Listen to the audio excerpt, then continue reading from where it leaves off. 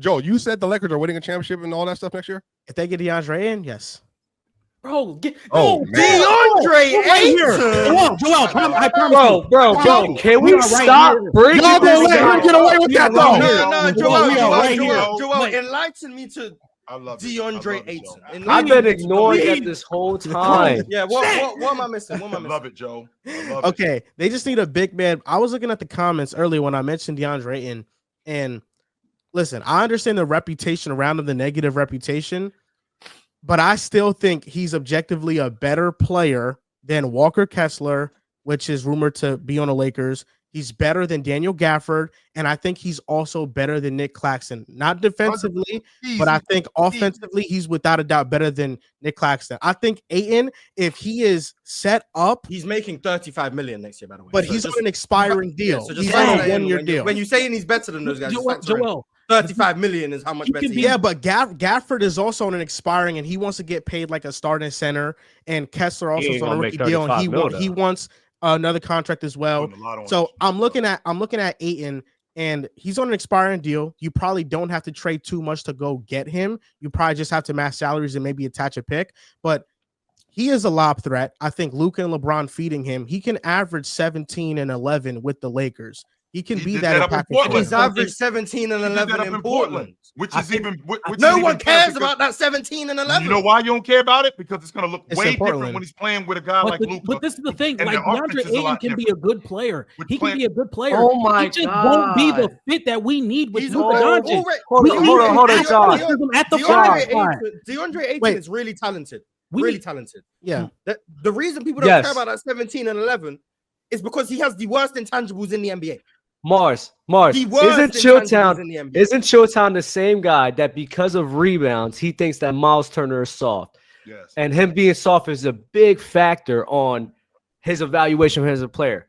What the frick is DeAndre Ayton, bro? He's the epitome of that. He rebounds, Dub. So let's kill that, Lord. He's soft. I don't care if he grabs boards. He's still soft. Right. I'm 100% confident. I watched Luka Doncic almost turn Jackson Hayes into a big time player and getting a different. You guys got told by like 11 games of Jackson Hayes being competent. So what? $100 million.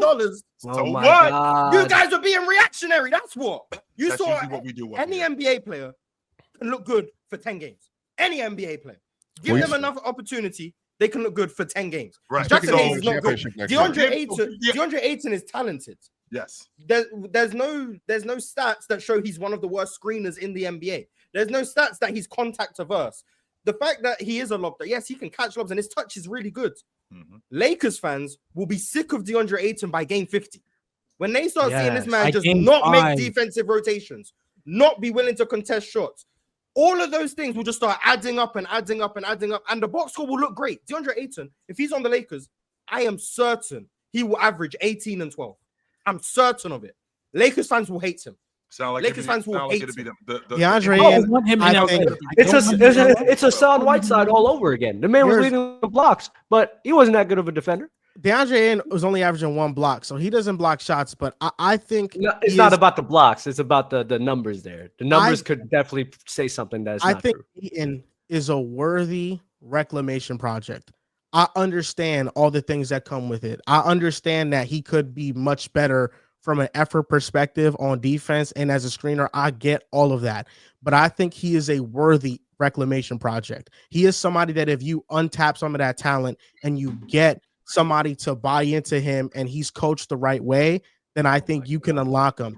He looked his best, but it's on an expiring deal. So if it doesn't work out, you can pivot. And I don't think you have to trade that much. If the trade package is, let's just say LeBron is 41 next season. You don't have time to waste the season on reclamation projects. But I don't. But DeAndre Ayton, but hold up, DeAndre Ayton is not the number 2 pick. DeAndre Ayton is not Ben Simmons.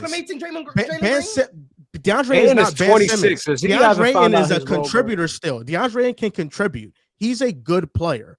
He's not Ben Simmons, who's like a complete negative, who you have to rebuild from the ground up. You just have to hone in some of the things around Ayton. And I think either way, if you get Walker Kessler or Nick Claxton or whoever else or Daniel Gafford, I don't think that any of those moves move the needle enough to where you feel confident that the Lakers are going to be favorites next season as is. So I like Ayton a lot because I think Ayton is the most talented of them.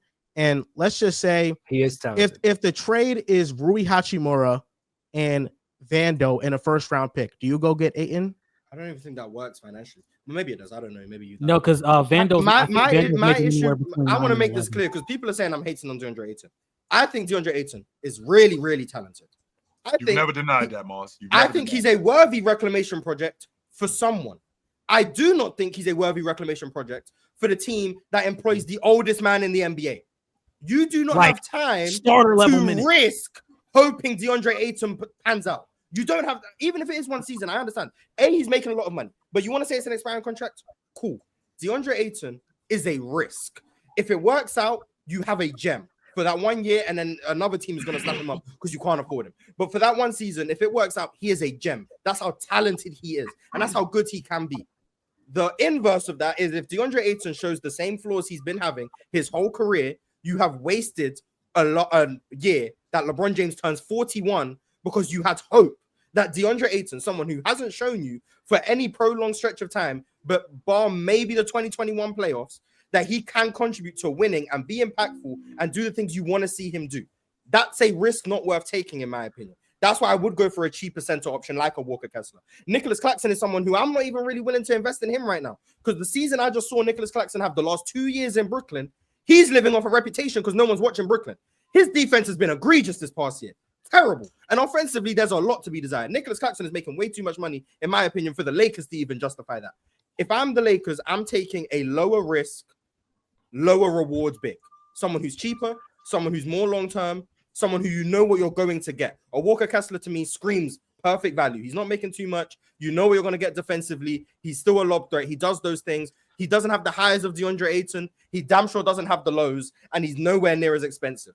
That, to me, makes sense. You can't risk 41-year-old LeBron on a reclamation project. That just doesn't make sense. But then you can also say really you can't risk a 41-year-old LeBron with a Walker Kessler that's never played in a big-time game before in his life. I hate to step in and interrupt this intense yap session that you're currently watching, but I just have to inform you on all the amazing, spectacular, fabulous, endless ways to play and win over at Prize Picks. Basketball fans, I know the season is just tipping off. Yes, I know this. But you know what that means? It means that you have an opportunity to pick your favorite players and their matchups that are the most thrilling, and you can win money from these. With Prize Picks, you can play daily NBA contests and test your hoop knowledge by choosing the player projections in every single stat line imaginable to make your Prize Picks and take home some nice hard-earned cash. Are you a rookie in the game?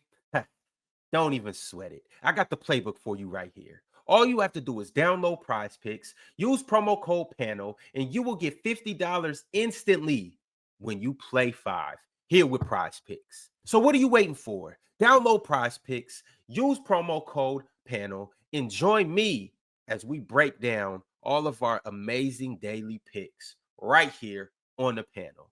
Prize Picks. Run your game, control your game, win your game. It's easy, baby. It's easy. He's never been in a playoff setting before, ever. And I think Walker Kessler is great value. But I also look at the politics of that situation with the Utah Jazz having Walker Kessler and Danny Ainge wanting to negotiate with the Lakers. And I think it might be more of an uphill battle. Like these are the financials for an Ayton trade to work. Rui, Vando, and Maxi Kleber can get that trade to work. If you are trading those 3 players for Ayton, I think it's worth it. And I know that Ayton has his lows. We look at the 2023 playoffs where he was hurt, but he clearly wasn't rebounding the ball, and Jock Landale started over him. We look at the 2023 playoffs where he kind of was a non-factor. He is holding his hat on 2021, where I think he was very impactful in the Suns' path to the NBA Finals. And I'm looking at it is if DeAndre Ayton can't get right with Luka Doncic, feeding and him James, easy touches, and LeBron James and Austin Reeves, then I think, it's over for Ayton. But if it's on an expiring deal, if I don't, and he was really good with Chris Paul. Yeah. Like if I have Ayton for 1 year, show me what you can do. I am willing to bet on that 1 year. The issue has never been DeAndre Ayton's ability to put the ball in the basket. No. He played next to Scoot. He can put the ball in the basket. Play next to Chris Paul. He can put the ball in the basket. He plays next to Luka and LeBron. He'll be able to put the ball in the basket. That's not the issue. That's not going to be the issue. He goes to the Lakers, and I told you. The motor is the issue, Moss. The motor. The motor. Yes, the motor, the intangibles. You can just win. The like hearts, like the intangibles that are just things that don't show up on the stat sheet, and then the intangibles like heart and motor and will, like all of that culminates in Deandre Ayton is not as good as his box score suggests. Well, he hasn't been as good, but the talent is there. Really good touch on mid-range stuff. Really good face-up game. Really good lob there. Really good touch around the rim. Really good rebounder. Really good rebounder. That, so let me ask you this, Moss. All of the issues. So that's fair. That's fair. OG, before you go, that's fair. But like, we're comparing Ayton to what we expect him to be. He's been disappointing. There's no doubt. But even with all those disappointments, is he still a better player than Walker Kessler? Yes. For the money he's making, like relative to finances? No. No, dude. In a vacuum, is he better? Yes. But this is why when it comes to value versus better player, there's two different conversations. Walker Kessler, in my opinion, is more valuable because of the money. Deandre Ayton is a better player, but is he better to justify? I know it's an experiment, but at the end of the day, next year, the Lakers will be paying him $35 million. Is he that? I don't know how much Walker Kessler makes. It can't be more than like $7 million. He's still on his rook deal. Yeah, he's still on his deal. Like, is Deandre Ayton $25 million better than Walker Kessler? No. So your issue is it? So your Especially issue not is for the the Lakers. Exactly. So your issue for the Lakers. Yeah. Okay, so financially, I appreciate that part, Moss. But what I'm asking you is, with Walker Kessler, not Walker Kessler, I'm sorry, is that dog in DeAndre Ayton? I've seen no evidence of it. Bro, chill. Chauncey What about the Billups. championship run, Mars? You playing well doesn't mean you have the dog in you. Like, Yeah. Chauncey Billups. I'm not even talking about dog. I've seen him during that championship run. I think he was good in that postseason. I actually think he was pretty good in 22. I've seen no evidence of dog within DeAndre Ayton, whether that be from college, the pre-draft process, his answers in interviews, and what he's done in the games. I've seen no evidence that DeAndre Ayton has any sort of desire to play meaningful NBA basketball. And the reason why I'm saying this, sacrifice the things that need to be sacrificed to win at a high level, beyond the fact that he wants to make a lot of money. He said as much. He said, I told you guys when we spoke about DeAndre Ayton a year ago, maybe. Yeah. DeAndre Ayton, when he was asked pre-draft, what is success like in the NBA? He said getting to a second contract, getting a max contract. Yes. I'm sorry. And he's right. The right thing and he's chilling with I can't say that word. Yeah, but he's guess chilling what? with the Johns. You feel me? He's on an expiring deal. Them damn going in a contract. You're gonna get the most motivated. Joel ain't no Johns in Portland. Chauncey Billups was a fan of DeAndre Ayton. Chauncey Billups was an advocate for Chauncey Billups was an advocate for DeAndre Ayton. He was a fan for DeAndre Ayton. When he became a coach, completely flipped on him. Because at the end of the day, you cannot deny the fact that, yes, even though the numbers could do well, which is why I talked about Hassan Whiteside, yeah, the numbers could point to this guy being a good defender, this guy really being a good, valuable center, but the motor, the rotations, the willingness, right, to fight over screens, to help on screens, right? If you don't have that, that destroys your crew. You're only as, what's the saying? You're only as strong as your weakest link. Correct. And if your weakest link don't even try, bruh, what are we doing out here? Can you guys give me an explanation for why over the last 2 seasons, DeAndre Ayton averages 1.5 free throw attempts per game? He's a finesse jump shooter, and he doesn't play. Yeah, he's more of a shooter. He's more of a finesse. 1.5. He doesn't absorb contact as well. Yeah, he doesn't. That means he's not drawing one foul a game. Right. He doesn't get to the free throw line like ever. It's just not what he is. Yeah. Now, wait a minute, Morris. Now, with that being said, we get a different offense around him. We get a better distributor around him. More lobs to the rim. More. Why do y'all do this? Chill. His best year was with Chris Paul. By the way, the version of Chris Paul that's better than this version of Hallie, mind you. That Chris Paul in 2021 had him playing elite. He was basketball. That's what the tweet was. And that's why I was trying to figure it out because it's Luka, 4-letter word. Yeah, I was very perplexed when you posted. And that's why I think with Luka, Ayton could get back to that type of production. And I think he could carry in a more meaningful setting. What good is that production? The Phoenix situation soured because I thought he just didn't get along with Monty Williams towards the end of that tenure. And it was clear that he just didn't want to play for him anymore. But like, Walker Kessler is on a great value right now. He's making like $2 million. That's awesome.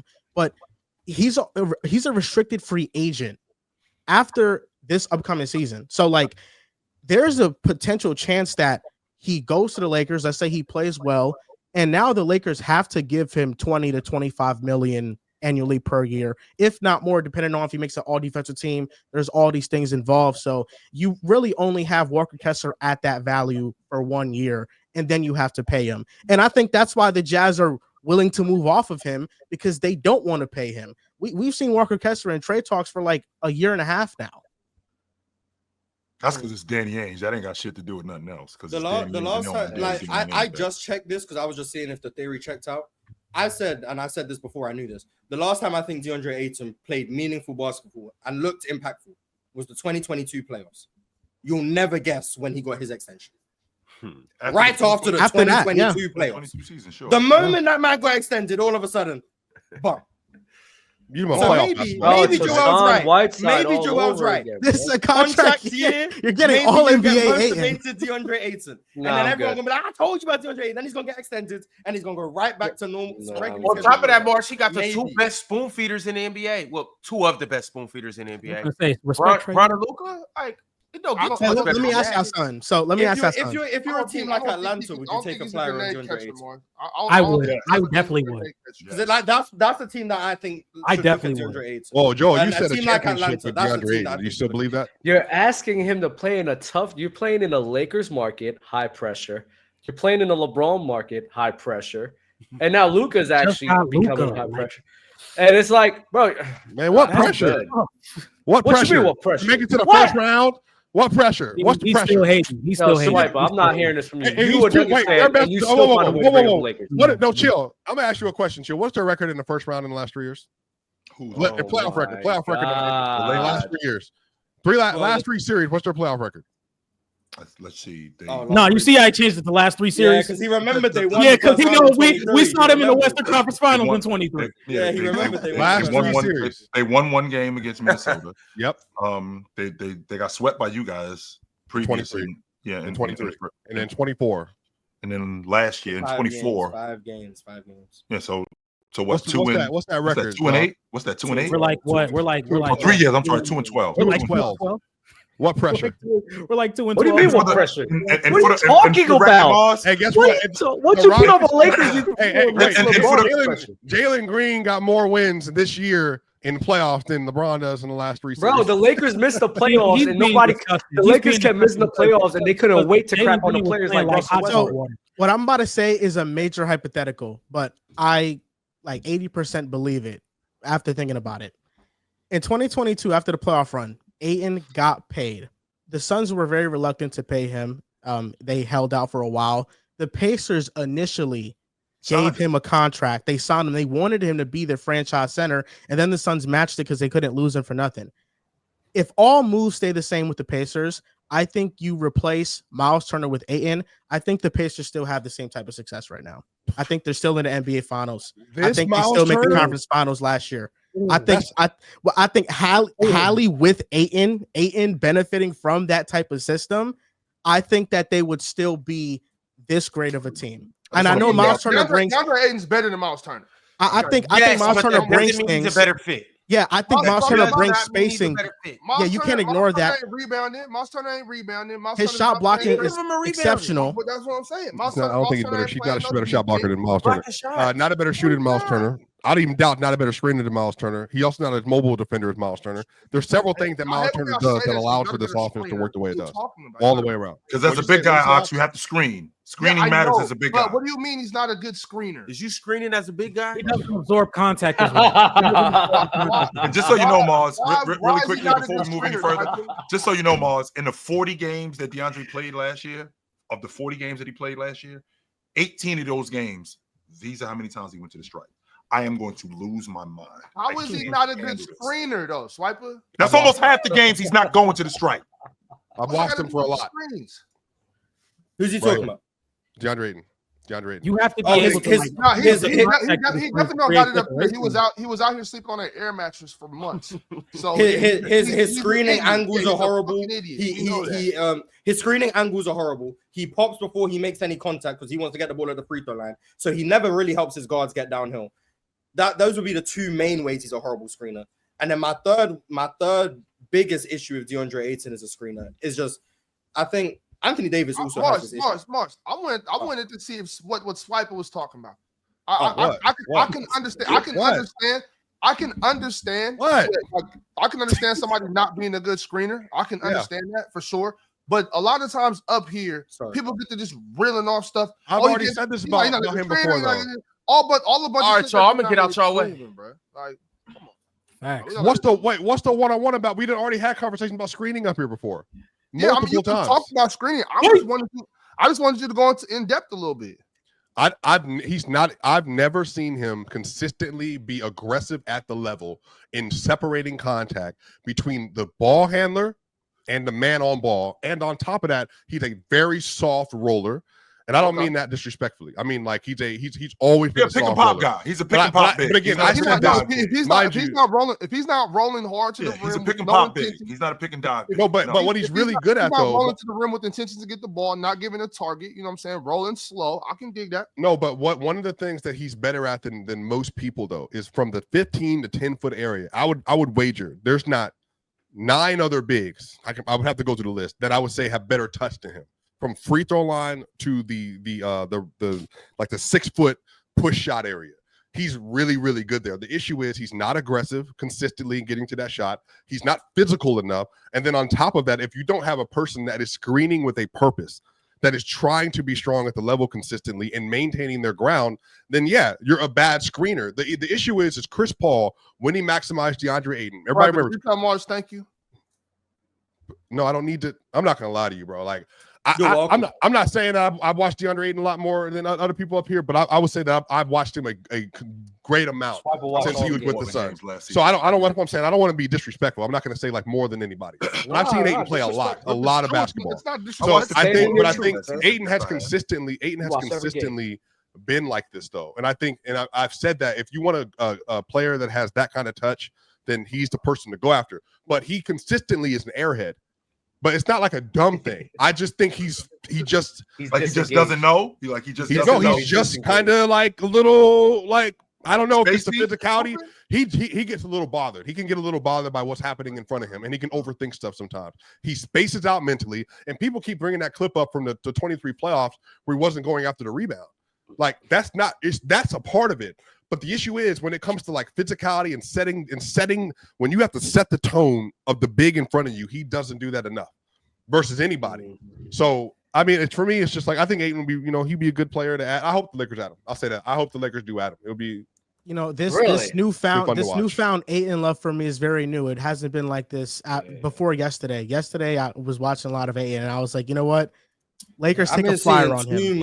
I've been seeing too much B-Ball index stats of DeAndre Ayton on my timeline. I've got a bunch of people slipping out the cracks. Oh, DeAndre Ayton, get his stats on my face, man. I know I'm watching.